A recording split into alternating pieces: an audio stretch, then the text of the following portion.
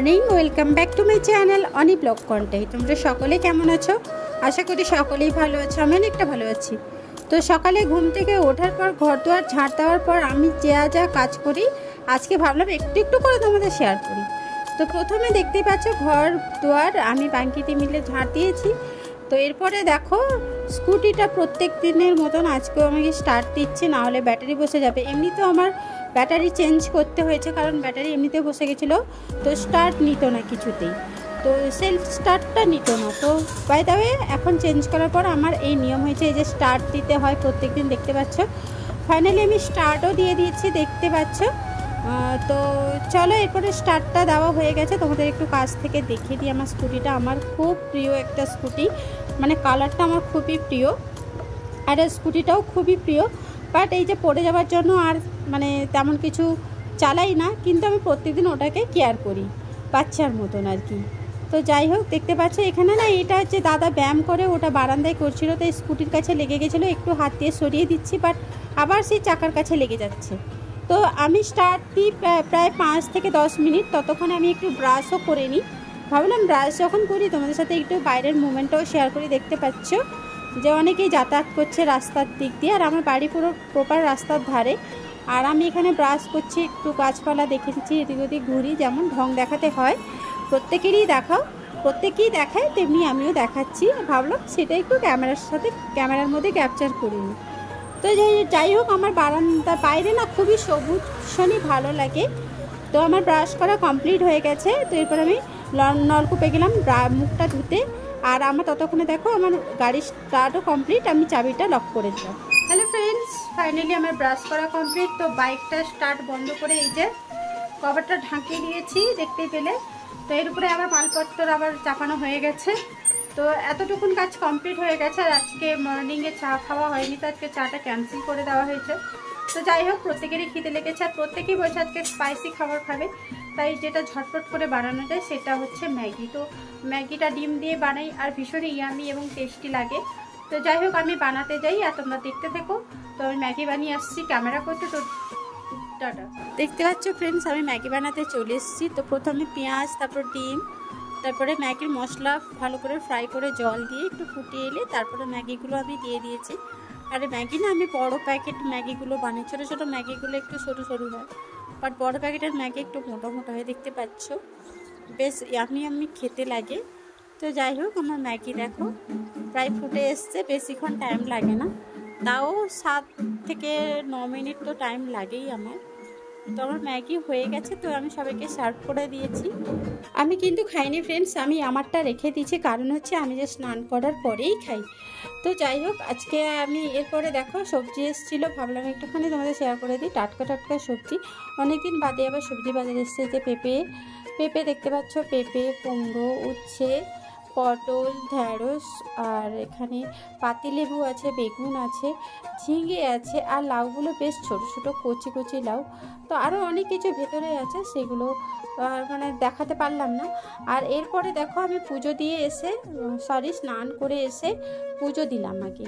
তো পুজোটা দেখতে পেলে অনেকদিন বাদে তোমাদের ঠাকুর ঘরটা একটুখানি শেয়ার করলাম।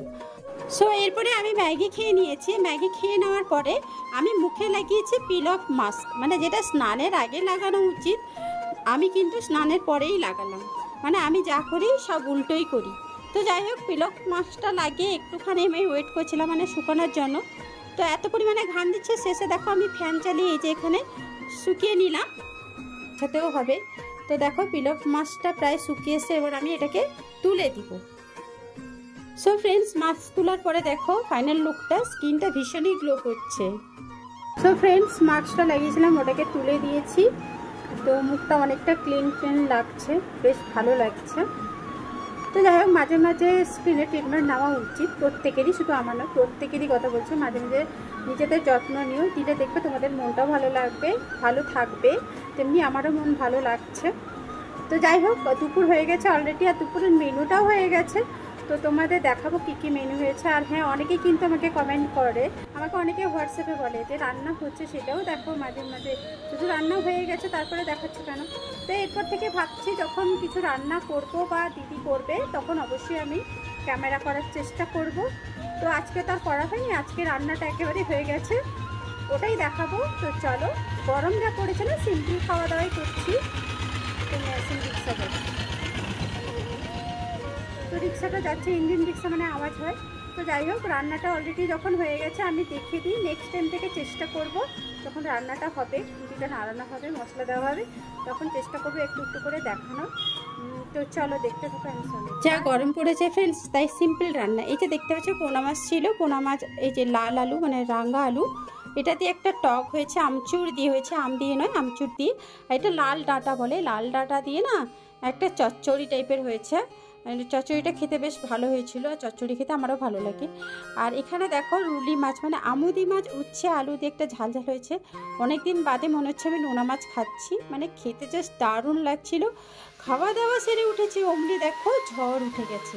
আর মনের মধ্যে এতটা শান্তি লাগছে কি বলবো, মানে ভালো লাগছে। এত পরিমাণে গরম পড়েছিল না, দেখো ঝড়টা মানে বাতাসটা যে পরিমাণে উঠেছে, একটুখানি ক্যাপচার করেছি, তোমরা দেখো। তারপরে আসছি কথা বলতে।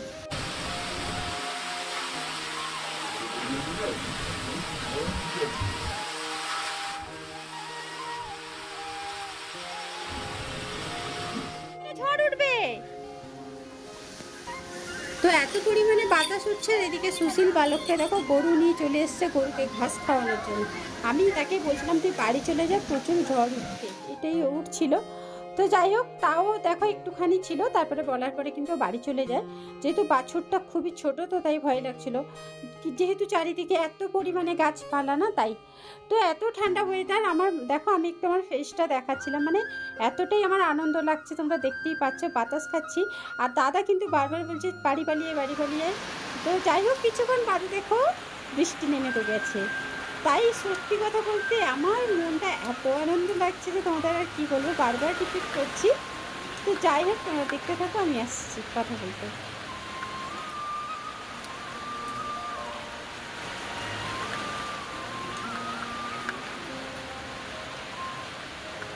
তো ফ্রেন্ডস, আজকে ওয়েদারটা জাস্ট ওয়াও, মানে এত ঠান্ডা ঠান্ডা ওয়েদার না, আমি ঘুমিয়ে পড়েছিলাম। তারপরে ঠান্ডা ঠান্ডা ওয়েদারে ঘুমিয়ে হঠাৎ করে যখন ঘুম ভাঙে 8টা বেজে গেছে।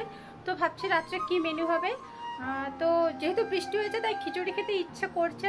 তো যাই হোক, বাড়িতে তো সবজি অ্যাভেলেবেল আছে, আর খিচুড়ি সত্যি নিরামিষই ভালো লাগে, তো নিরামিষই হবে। সাথে কি করা যায় দেখা যাক, যদি বানিয়ে নিই তো দেখাচ্ছি। তো দেখতে থাকুন। আমাদের কমপ্লিট। এই যে দেখতে পাচ্ছি এখানে পাঁপড় ভাজা হয়েছে, কড়াইতে সামান্য আলুর তরকারি নিরামিষ, আদা বাটা আর টমেটো দিয়ে দারুণ হয়েছিল কিন্তু খেতে, একটু ঘি দেওয়া হয়েছিল। আর এখানে গরম গরম খিচুড়ি, তো বাড়ির চালেরই আজকে খিচুড়ি বানানো হয়েছে। কাজু বাদাম দেওয়া হয়েছে, কিশমিশ, আর ছিল গাজর।